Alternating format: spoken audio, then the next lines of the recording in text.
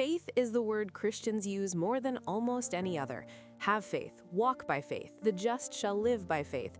But if you ask most Christians what faith actually means, you get believing something is true, intellectual assent, accepting that God exists and that Jesus rose from the dead.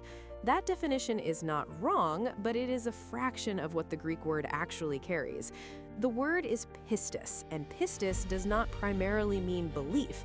It means something closer to allegiance, trust expressed through loyalty, a commitment that reshapes how you live. The difference between belief and allegiance is not subtle. It is the difference between knowing the king exists and actually serving him.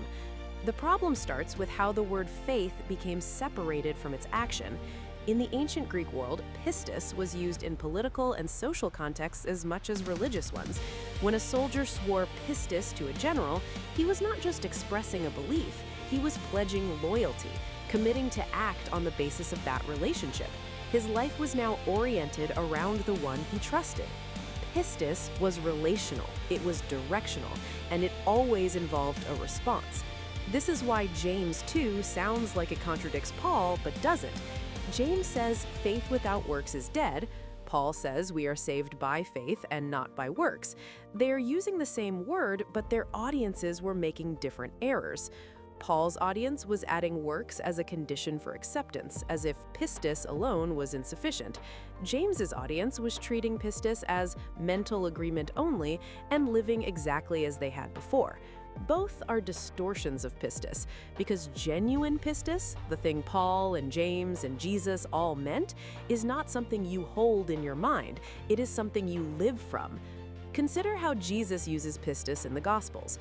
In Matthew 8, a Roman centurion comes to Jesus asking him to heal his servant. He says, "I am a man under authority. I say to one man, go, and he goes. To another, come, and he comes. Just say the word, and my servant will be healed." Jesus stops.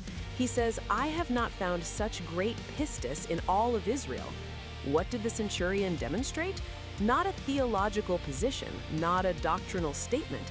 He demonstrated a reading of authority. He saw who Jesus was, recognized the structure of power, and acted accordingly. He trusted by aligning himself with what he understood to be true. That is pistis. Now read Hebrews 11, the great hall of faith. Abraham left his homeland not knowing where he was going.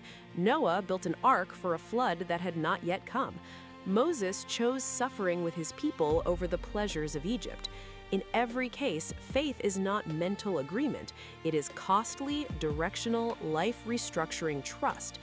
Pistis Christou, a phrase Paul uses repeatedly, is usually translated as faith in Christ, but the Greek allows another reading, the faithfulness of Christ, his own pistis, his own loyalty, his own allegiance to the Father, exercised on behalf of those who could not exercise it themselves. We are not saved by producing enough belief. We are saved by being incorporated into someone else's faithfulness and then living from within that. The English word faith carries maybe a third of what pistis actually means. Belief is where pistis starts. Allegiance is where it takes you.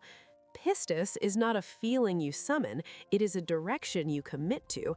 Knowing that Jesus is real is not the same as orienting your entire life around his kingship. The first is belief, the second is pistis. Drop a comment. Does this change how you read the phrase faith alone? We have now covered metanoia, basileia, charis, and pistis, the 4 words that hold the New Testament together. Subscribe so you don't miss what comes next. New video every week on Rightly Divided.